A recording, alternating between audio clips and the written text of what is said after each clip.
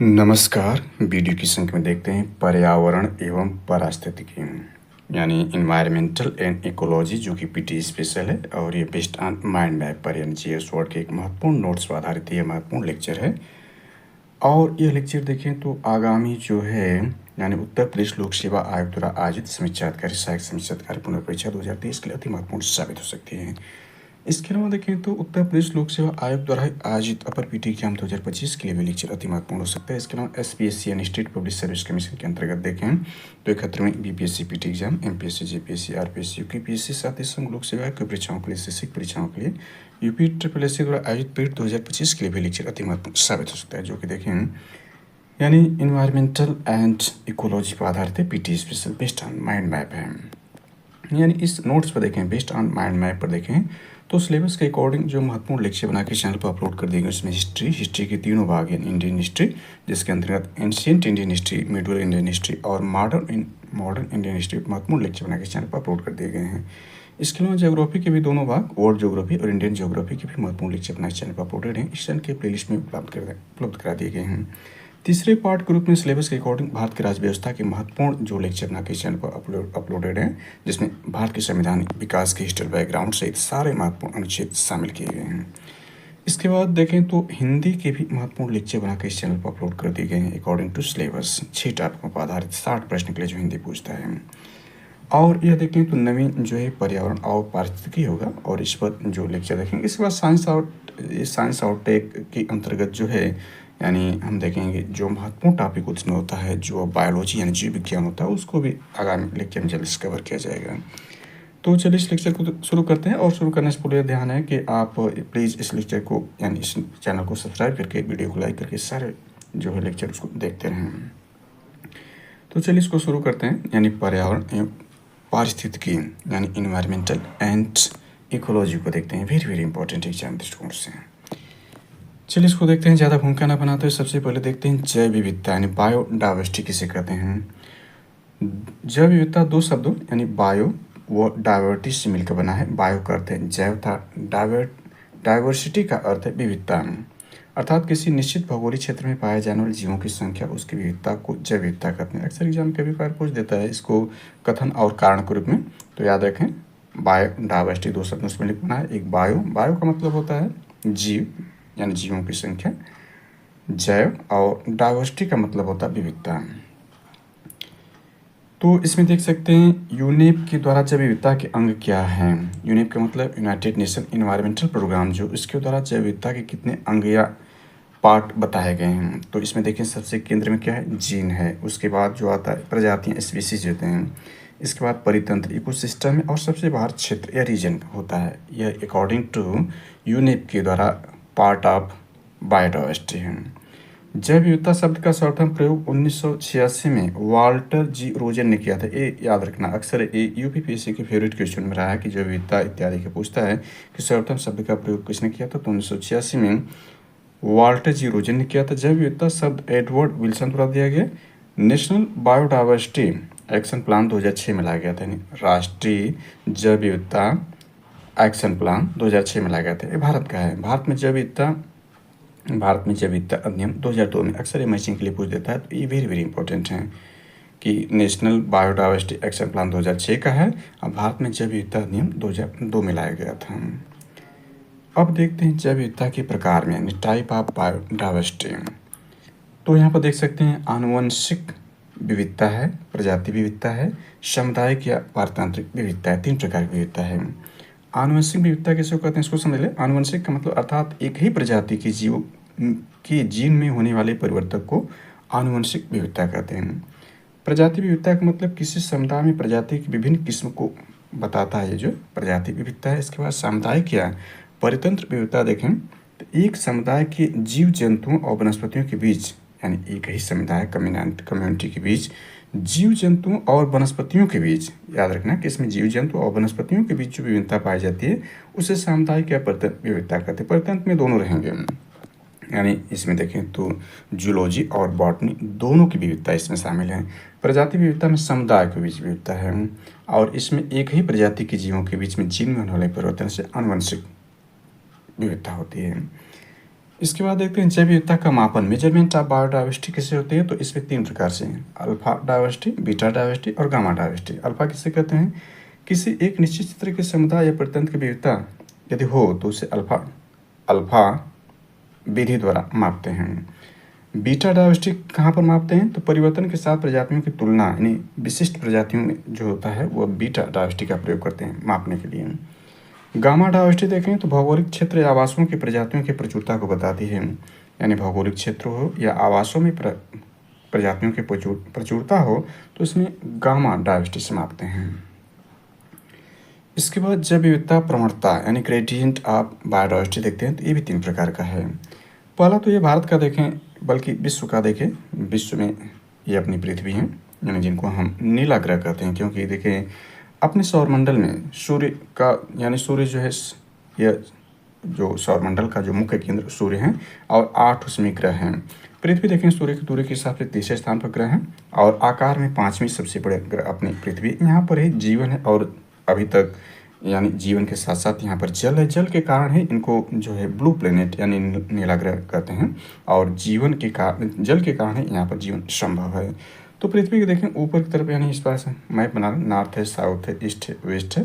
तो ऊपर उत्तरी ध्रुव, नीचे दक्षिण ध्रुव, और भूमि को बीचों बीच काटने वाली रेखा को 0 डिग्री अक्षांश की रेखा या इसे विषुवत रेखा या भूमध्य रेखा कहते हैं, भूमि को बांटने वाली रेखा कहते हैं। तो यहाँ दिखाया गया जियोग्राफी वाले पार्ट में हमने विस्तार से चर्चा की है। तो इसमें देखें विषुवत रेखा से ध्रुवों की ओर चलने पर समानतः जैव विविधता घटती है, यानी विषुवत रेखा से ध्रुवों चाहे ऊपर जाएं चाहे नीचे जाएं तो जैव विविधता क्या होगी, घटेगी।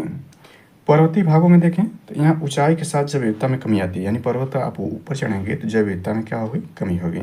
ऊंचाई के साथ जैव विविधता में कमी आती है, कारण तापमान, वर्षा की दशाएं, यानी बदल जाती हैं। वहाँ तापमान जो होता है घटता बढ़ता रहता है, या तो बहुत कम होता है या बहुत ज़्यादा होता है, यानी जीवन के लिए अनुकूल नहीं होता है। इसके बाद ये तीसरा देखें तो अन्वेषण क्षेत्र, जैव विविधता में बढ़ोतरी होती है।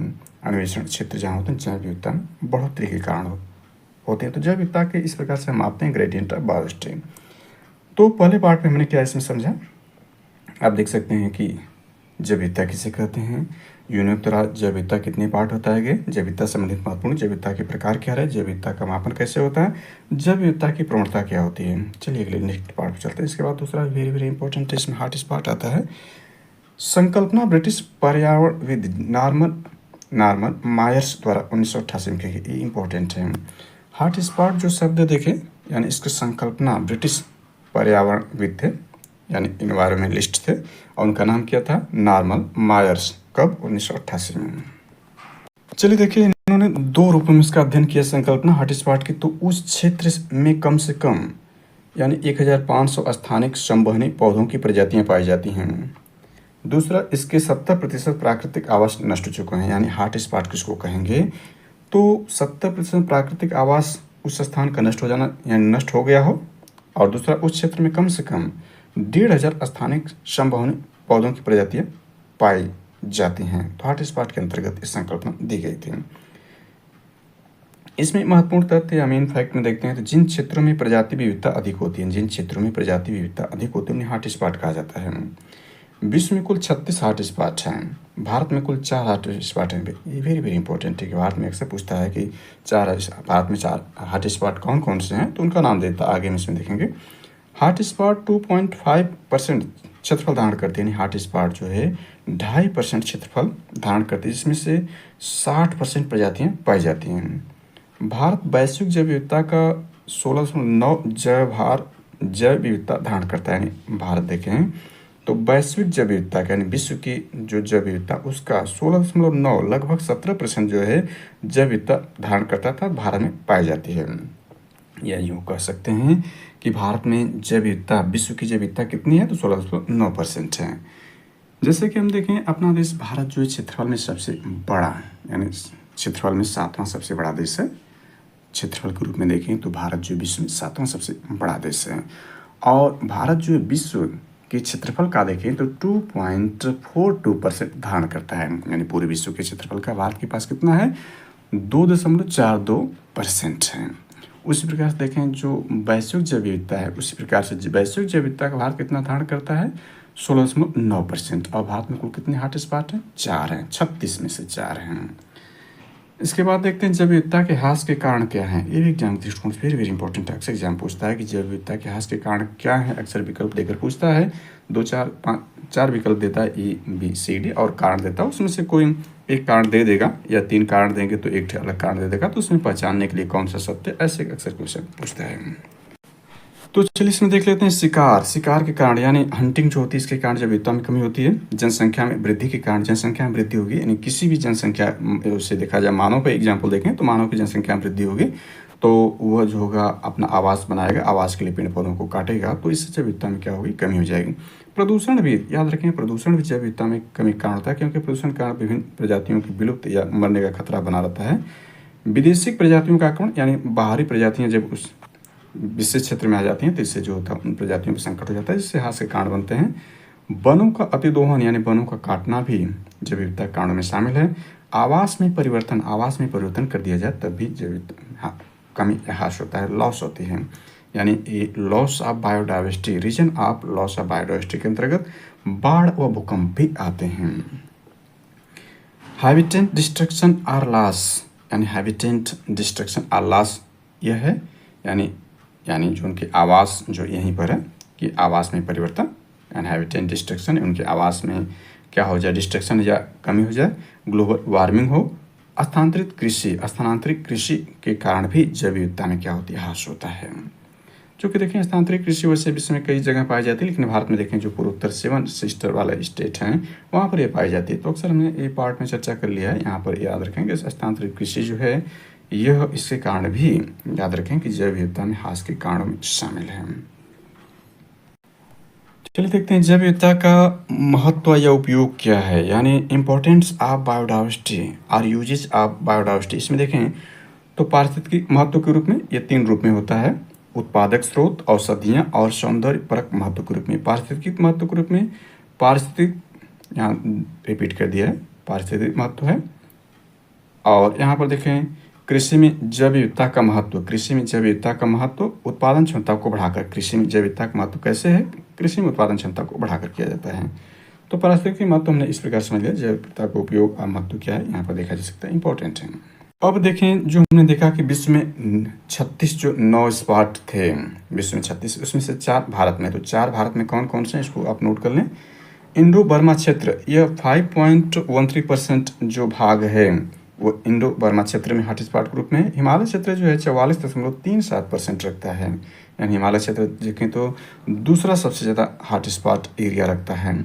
सबसे बड़ा हॉटस्पॉट देखें तो पश्चिमी घाट एंड श्रीलंका वाला पार्ट है, यहाँ 64.95% जो है पश्चिमी घाट में हॉटस्पॉट क्षेत्र पाया जाता है, यानी सबसे बड़ा भारत में हॉटस्पॉट यही है। सुंदरलैंड क्षेत्र में 1.28% रखता है, यानी सबसे छोटा जो भारत में हॉट स्पॉट है वो सुंदरलैंड है, सुंदरलैंड क्षेत्र है, जो 1.25% देख सकते हैं कि जब हॉट स्पॉट क्षेत्र पाया जा रहा है। इसके बाद जैव विविधता का संरक्षण, यानी कंजर्वेशन ऑफ बायोडाइवर्सिटी के रूप में देखें, ये इंपॉर्टेंट है, इसको आप नोट कर लें। इन सीटू कंजर्वेशन या स्थानिक संरक्षण कहते हैं इसको। इसका डेफिनेशन देखें तो ये जीव एवं वनस्पति जातियों को उसके वास क्षेत्र यानी नेचुरल हैबिटेट में संरक्षण प्रदान किया जाता है, यानी उसके नेचुरल क्षेत्र में ही जब उसको संरक्षण दिया जाए तो वह स्थानिक संरक्षण या इन सीटू, अक्सर पूछता है इन सीटू संरक्षण किसे कहते हैं। तो इन सीटू का मतलब बा है, स्थाने भी इसको कहते हैं। इन सीटू का मतलब होता है, यानी इन सीटू बा स्थाने, यह संरक्षित क्षेत्र का बृहद क्षेत्र है, यानी बहुत बड़ा क्षेत्र होता है, संरक्षित क्षेत्र की बहुत बड़ी भाग को ये इन सीटू करता है। इसके बाद एक्सीटू यहाँ पर आएगा। एक्सीटू का मतलब होता है, एक्सीटू का जब मतलब यहाँ हो जाएगा स्वस्थाने, यह स्थानिक है, यानी इसका मतलब स्वस्थान है। मानव अधीन क्षेत्रों, यानी मानव अधीन क्षेत्रों में इसका विकास किया जाता है, जैसे चिड़ियाघर, वन्यजीव संरक्षण इत्यादि आते हैं। तो इसमें हम जो नोट्स दिया उसको हिसाब से देखें तो इन सीटू को देखें तो यह जैसे वन्यजीव अभ्यारण्य, वाइल्ड लाइफ सेंचुरी, राष्ट्रीय उद्यान, नेशनल पार्क, जैव मंडलीय क्षेत्र, बायोस्फीयर रिजर्व, समुद्री संरक्षित क्षेत्र, पवित्र उपवन, यानी अक्सर एग्जाम्पल देकर पूछ सकता है। ये 5 एग्जाम्पल नोट कर लें आप, 2, 4, 5 जो एग्जाम्पल हैं, यह स्थानिक संरक्षण अक्सर इन सीटू के रूप में पूछता है। कौन सा इसमें इन सीटू कंजर्वेशन है, तो ये जो 5 है इन सीटू कंजर्वेशन के अंतर्गत हैं, क्योंकि यह देखें तो संरक्षित बृहद संरक्षित प्रकृति का बृहद क्षेत्र ये कवर करते हैं। तो इम्पोर्टेंट है एग्जाम दृष्टिकोण से। आप यदि पूछ सकता है एग्जाम के वन्यजीव अभ्यारण्य क्या है, तो आप इन सीटू या स्थानिक संरक्षण कर सकते हैं। इसका नोट भी इम्पोर्टेंट है। देखें, वानस्पतिक उद्यान यानी बायोनॉटिकल गार्डन को इन सीटू कंजर्वेशन में शामिल नहीं किया जाता है। यानी जो बायोनॉटिकल गार्डन है इन सीटू नहीं बल्कि एक्स सीटू है, क्योंकि मानव के अधीन यह है वानस्पतिक उद्यान।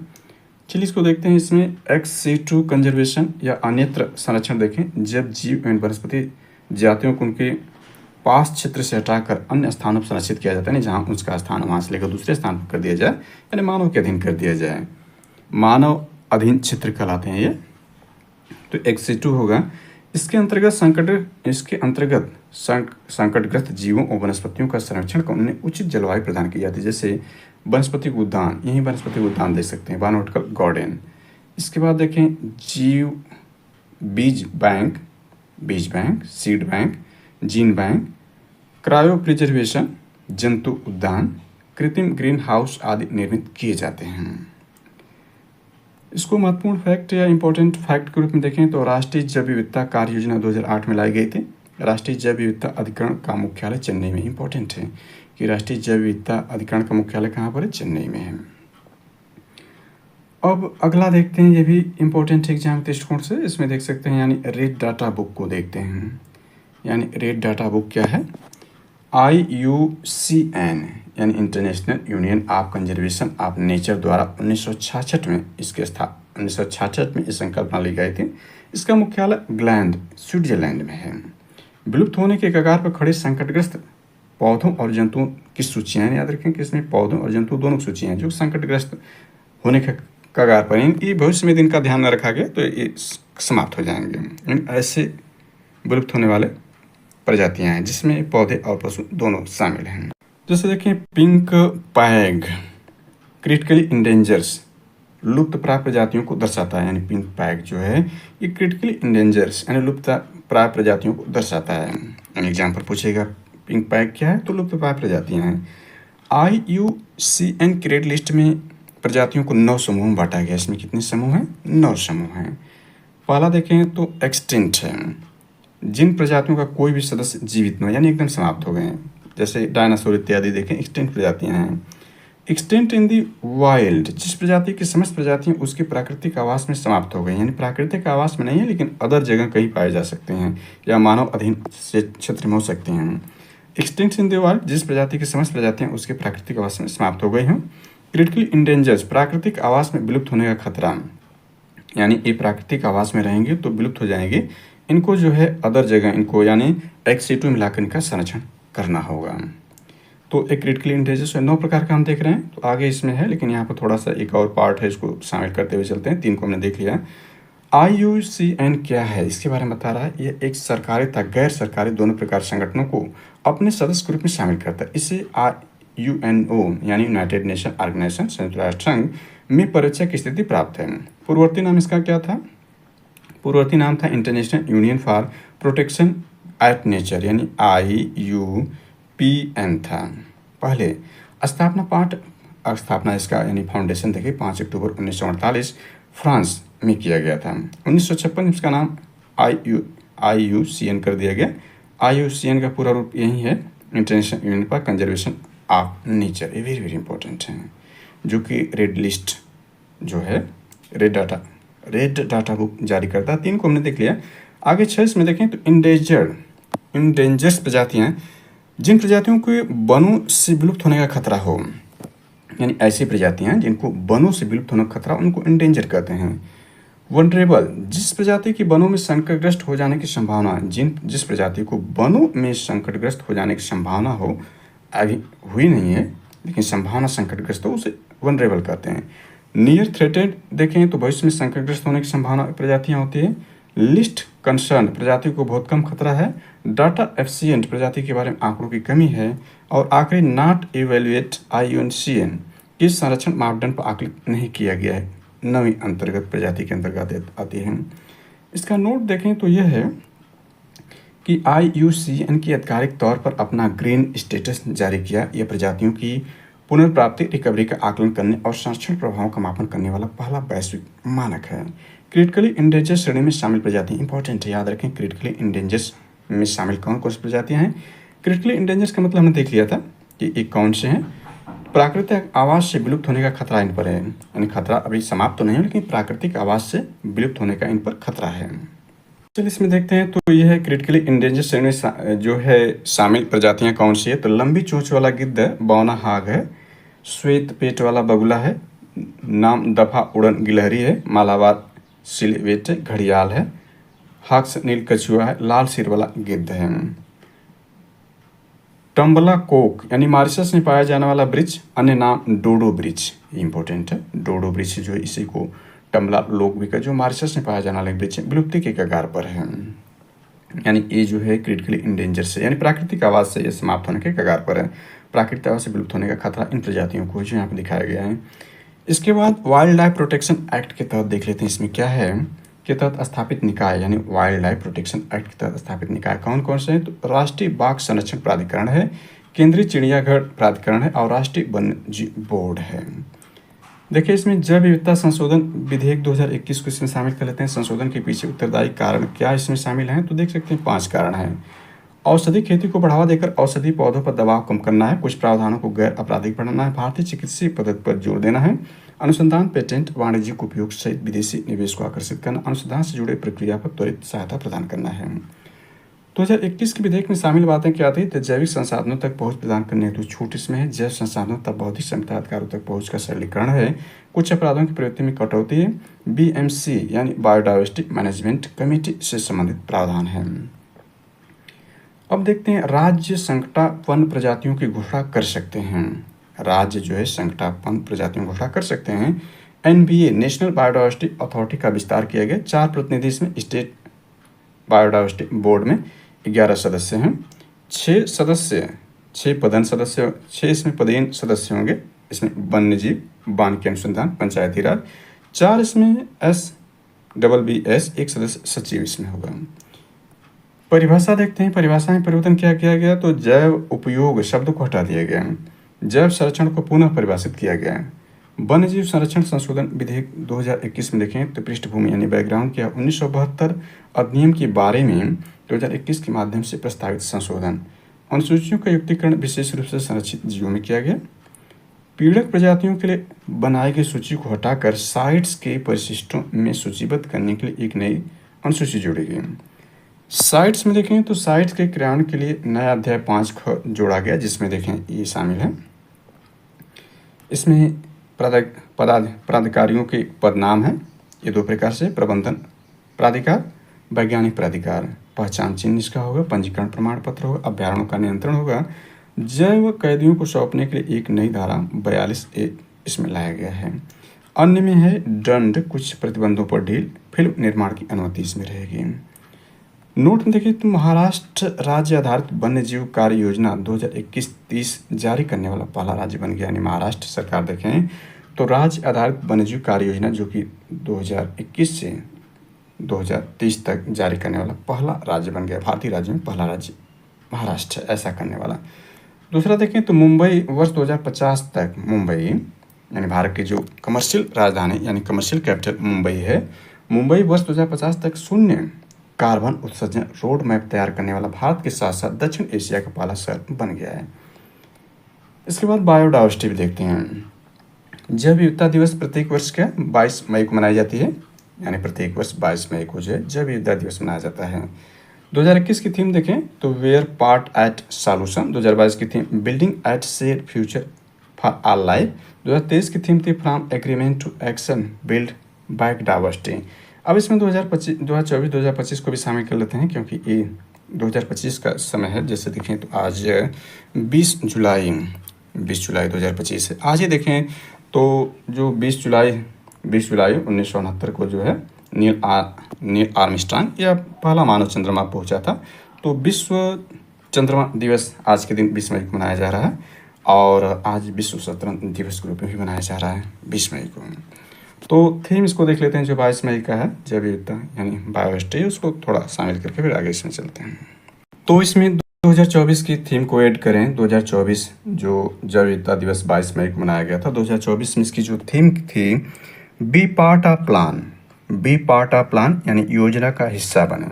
2024 में थीम क्या थी?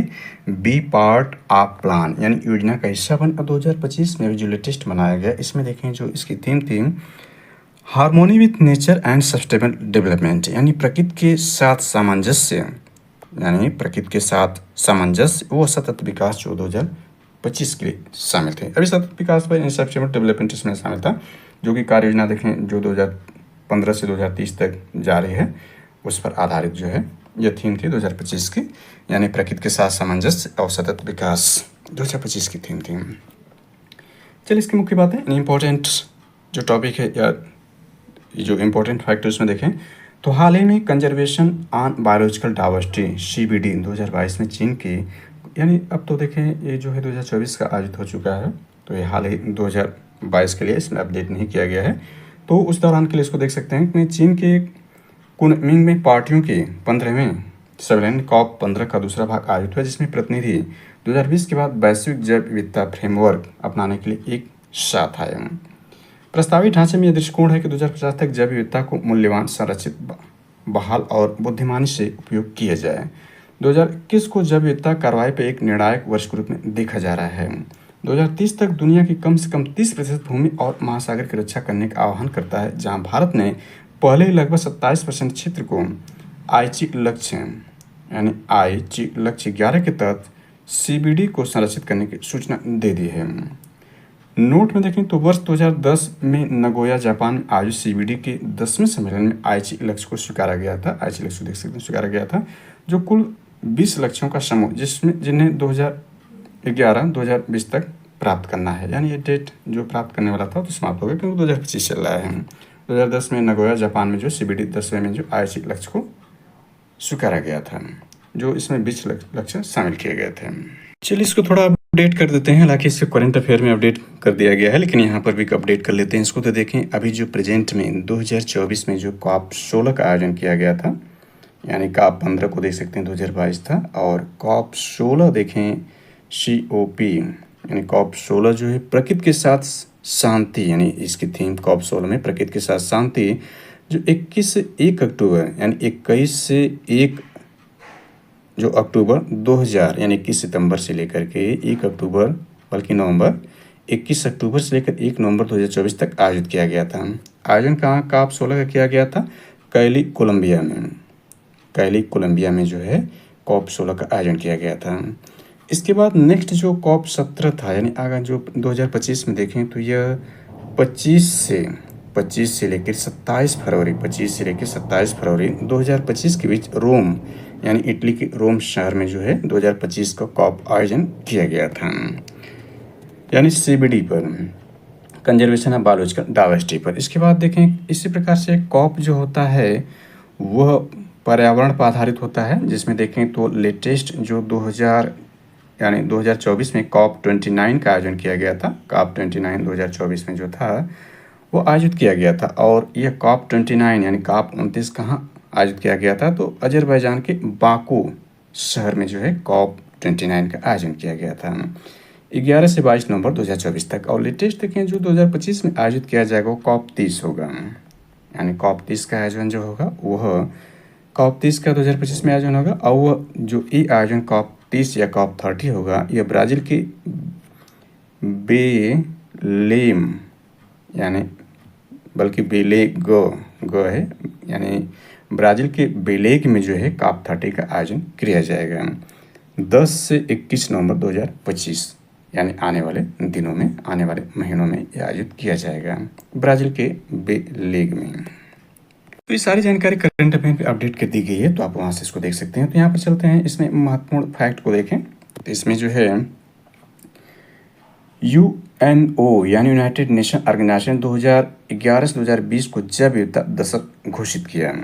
भारत में राष्ट्रीय जैव विविधता कार्य योजना 2008 में अपनाई गई थी। नोटेड पॉइंट है कि भारत में जैव विविधता कार्य योजना 2008 में अपनाई गई थी। नेशनल बायोडाइवर्सिटी अथॉरिटी 2003 में स्थापित, इसका मुख्यालय चेन्नई में, हेडक्वार्टर कहाँ पर है? चेन्नई में, यानी भारत का जो नेशनल बायोडाइवर्सिटी अथॉरिटी 2003 में स्थापित किया गया था, जिसका हेडक्वार्टर चेन्नई में बनाया गया है। भारत का सबसे बड़ा राष्ट्रीय उद्यान किश्तवाड़ नेशनल पार्क और सबसे छोटा जो है साउथ बटन द्वीप अंडमान निकोबार द्वीप समूह में है। यानी भारत का सबसे बड़ा राष्ट्रीय उद्यान कौन है? किश्तवाड़ नेशनल पार्क है, और सबसे छोटा साउथ बटन है जो कि अंडमान निकोबार द्वीप में है। उत्तर प्रदेश का एकमात्र राष्ट्रीय उद्यान दुधवा नेशनल पार्क है, जो कि लखीमपुर खीरी में है, जिसे 1977 में राष्ट्रीय पार्क का दर्जा दिया गया था। यूपी स्पेशल के वेरी वेरी इंपॉर्टेंट है। पारिस्थितिकी संवेदनशील क्षेत्र यानी ESZ इकोनॉमिक सेंसिटिव जोन का विस्तार 10 किलोमीटर तक हो सकता है।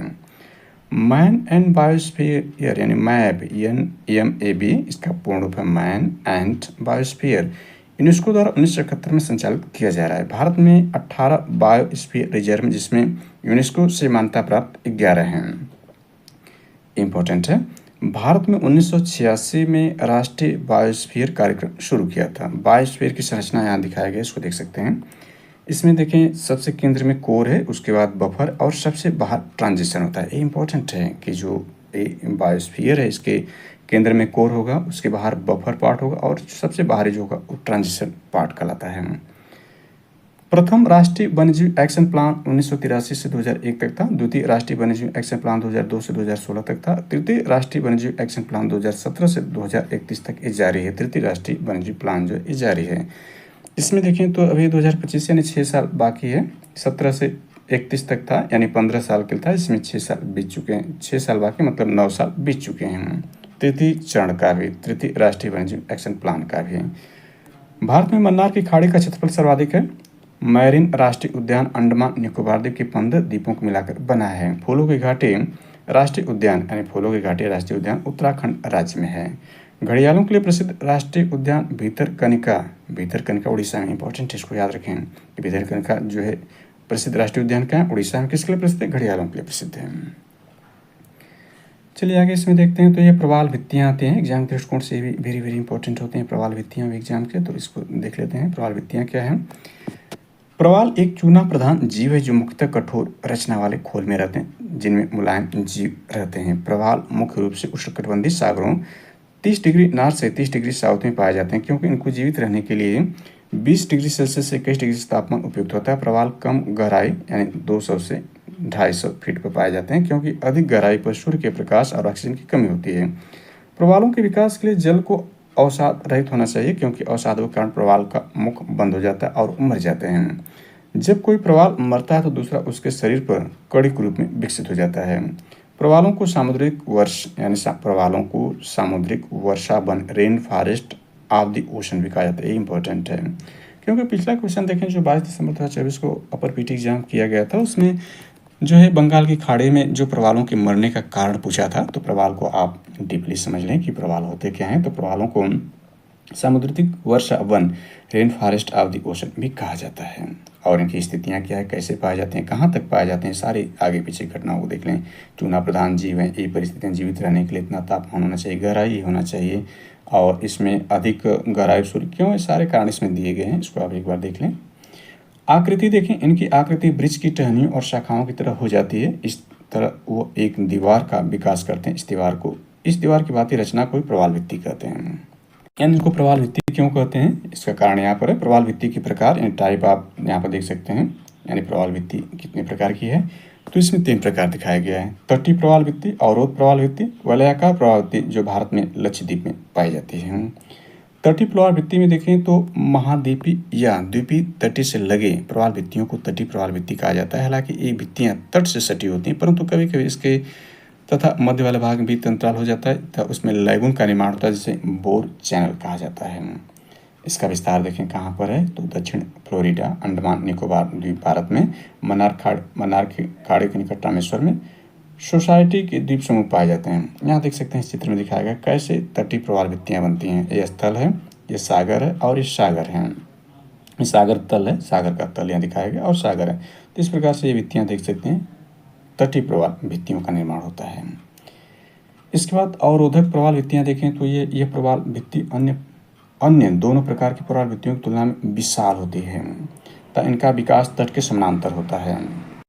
यानी इसमें देखें यह प्रवाल भित्ति अन्य दोनों प्रकार की प्रवाल भित्तियों की तुलना में विशाल होती है। यानी पहला और दूसरा प्रकार यहाँ पर पहले हमने देख लिया, दूसरा भी यहाँ देखेंगे तो इसकी अपेक्षा विशाल होती है। इनका विकास तट के समानांतर होता है। विश्व की सबसे बड़ी प्रवाल भित्ति ऑस्ट्रेलिया के पूर्वी तट पर स्थित है।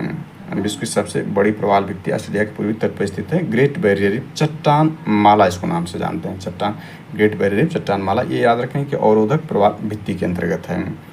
इसमें देख सकते हैं यह स्थल है सागर और सागर तल है, यहाँ पर ये प्रवाल भित्तियाँ पाई जा रही हैं। और इसमें देखें तो यह स्थान प्रवाल भित्तियों के लिए था।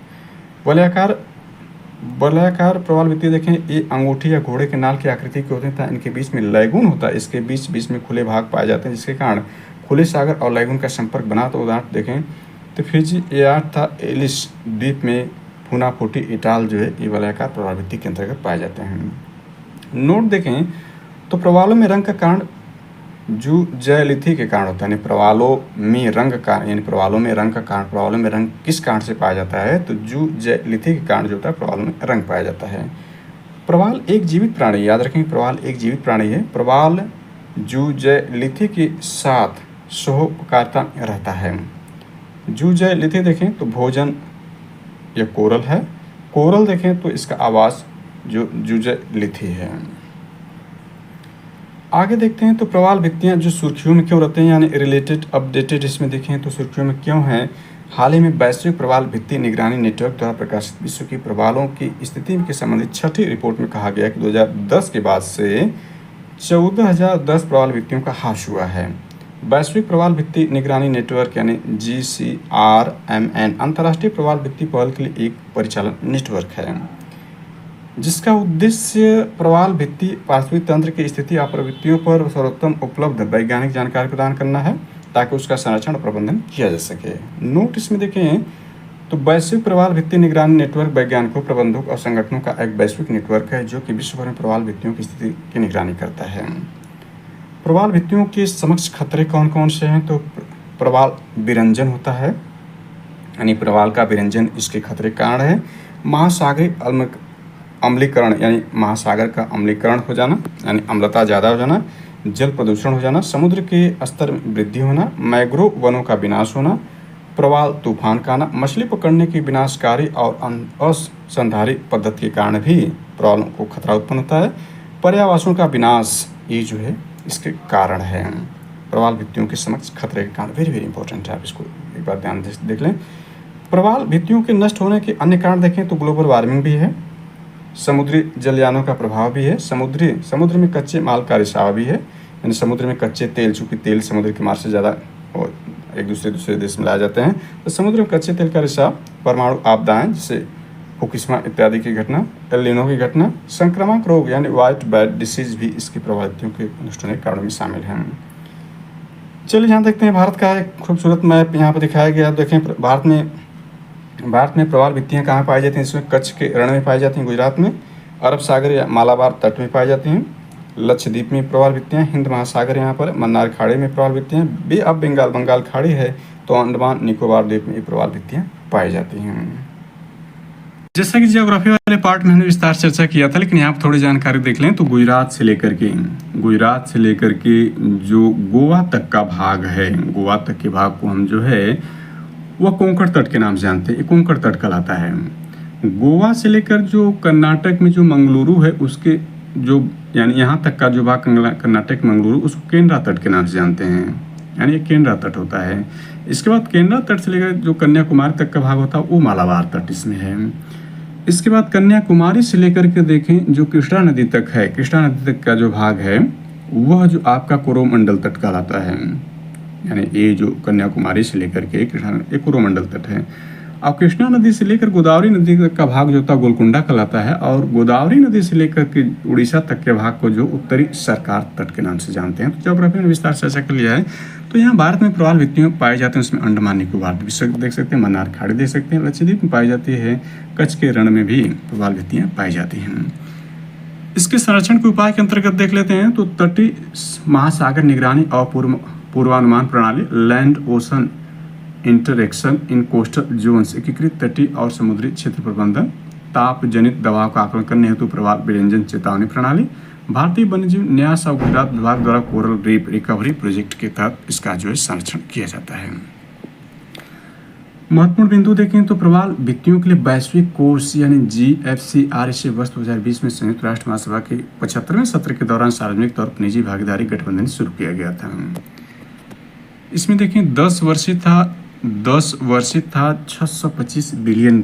UN multi partner trust fund द्वारा प्रकाशित यह पहला संयुक्त राष्ट्र ट्रस्ट फंड है जो विशेष रूप से सतत विकास लक्ष्य 14 यानी सतत SDG जो 14 है, जल के नीचे जीवन। आगे हम SDG के बारे में विस्तार से देखेंगे। तो SDG में जो SDG 17 है, SDG जो है SDG जो 14 है वो जल के जीवन नीचे संबंधित है, पर केंद्रित है। यानी यहाँ पर देख सकते हैं इसका मतलब यह है कि 10 वर्षीय $625 million UN multi partner trust fund द्वारा प्रकाशित यह पहला संयुक्त राष्ट्र ट्रस्ट फंड है जो विशेष रूप से सतत विकास लक्ष्य 14 जल के जीवन यानी पूछा जाएगा कि जो जल के नीचे जीवन है किससे संबंधित है, तो SDG 14 से, या SDG 14 पूछ देगा किस संबंध, जल के नीचे जीवन से केंद्रित है।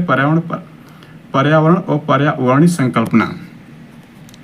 पर्यावरण का यानी ये अब टॉपिक शुरू होता है, पर्यावरण और पर्यावरणीय संकल्पना। अभी तक हम जैव विविधता बायोडायवर्सिटी पर सारी जानकारी देख रहे थे।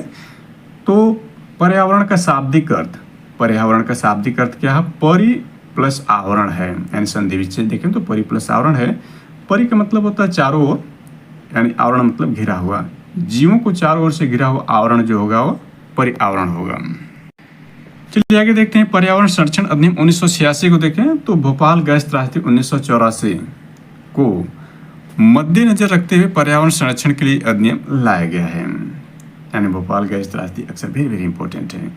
Mick gas methyl isocyanate gas का जो हुआ था वो वहाँ उत्सर्जन हुआ था। भोपाल गैस त्रासदी 1984 में हुआ था।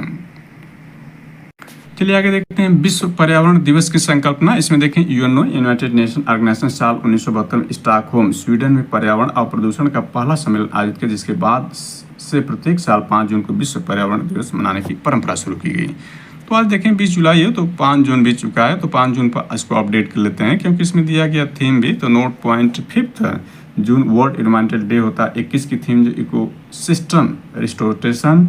थीम 2022 का देखें ओनली वन अर्थ, आयोजन करता देश स्वीडन। 23 में देखें बीट प्लास्टिक पॉल्यूशन, आयोजन करता देश कोस्ट यूरोका था। तो इसको 24-25 से अपडेट कर लेते हैं। थीम 2024 का देखें, यानी वेड का मतलब वर्ल्ड एनवायरमेंटल डे, यानी विश्व पर्यावरण दिवस है। वेड यानी वर्ल्ड एनवायरमेंटल डे। 2024 का थीम देखें, 2024 का थीम था भूमि पुनर्स्थापन, मरुस्थलीकरण और सूखे के प्रति लचीलापन लाना 2024 की थीम थी। और लेटेस्ट देखें तो अभी 2025 की जो थीम वेट की यानी विश्व पर्यावरण दिवस की जो थीम थी वेरी इंपॉर्टेंट है। इस तरह प्लास्टिक प्रदूषण को समाप्त, यानी प्लास्टिक प्रदूषण को समाप्त करना, ending plastic pollution, very important. याद रखें कि प्लास्टिक प्रदूषण पर आधारित जो है वो 2023 का भी था। बीट प्लास्टिक जो पॉल्यूशन था वो 23 का था और 25 में यहाँ बीट की जगह जो है एंडिंग कर दिया है, यानी एंडिंग प्लास्टिक प्रदूषण रहेगा। तो 2025 का लेटेस्ट जो है वेट का थीम ये हो जाएगा। यहाँ पर कुछ और जानकारी को ऐड कर लेते हैं। जब ये चली ही बात तो देखें अर्थ आवर डे मनाया जाता है, यानी अर्थ आवर डे जो है प्रत्येक जो है मार्च महीने के जो आखिरी शनिवार होता है, मार्च महीने के आखिरी शनिवार को प्रत्येक वर्ष अर्थ आवर डे मनाया जाता है। तो 2024 में देखें, 2024 में अर्थ आवर डे जो था वो 23 मार्च को मनाया गया था। और जबकि 2025 में अर्थ आवर डे देखें तो एक दिन पहले यानी 22 मार्च को मनाया गया था। यानी 22 मार्च 2025 को अर्थ आवर डे मनाया गया। मार्च यानी 2025 में 22 मार्च को और 2024 में 23 मार्च को अर्थ आवर डे मनाया गया था। ऐसे ही मिलता जुलता एक अर्थ ओवर शूट डे भी होता है। अर्थ ओवर शूट डे यानी इसका ये कल्पना होती है कि एक वर्ष में जो प्राकृतिक संसाधन खर्च होने चाहिए वो एक वर्ष से पहले ही खर्च हो जाते हैं। तो वो कौन सा दिन होता है? तो देखें 2024 में वह जो दिन था 1 अगस्त था। 1 अगस्त को जो है एक साल में जो खर्चा संसाधन प्राकृतिक तो 1 अगस्त को ही खर्चा हो गया था। शेष अवशेष ग्रुप में थे, यानी 7वें महीने देखें अगस्त जो होता है 8वां महीना का शुरुआत होता है। 8-4-12 जो है अतिरिक्त संसाधन खर्चा किए गए। इस साल 2025 में देखें ये जो घटना होगी अर्थ ओवरशूट डे जो होगा वो 24 जुलाई को ही हो जाएगी। यानी आज से 4 दिन बाद, आज 20 जुलाई है, 4 दिन बाद ही जो है 1 वर्ष में जो विश्व को प्राकृतिक संसाधन खत्म करने चाहिए वो आज से 4 दिन बाद ही खत्म कर देंगे। शेष देखें तो लगभग देखें 4.5 महीना अतिरिक्त दोहन मानव करेगा, तो इसे ओवरशूट डे के रूप में मनाया जाता है। आगे इसमें हम पर्यावरण के संगठक यानी पर्यावरण के संगठक को देखेंगे। इसके बाद ये सारी जानकारी निहित होगी जो कि नेक्स्ट लेक्चर में इसको कवर किया जाएगा। तो थैंक्स फॉर वॉचिंग दिस।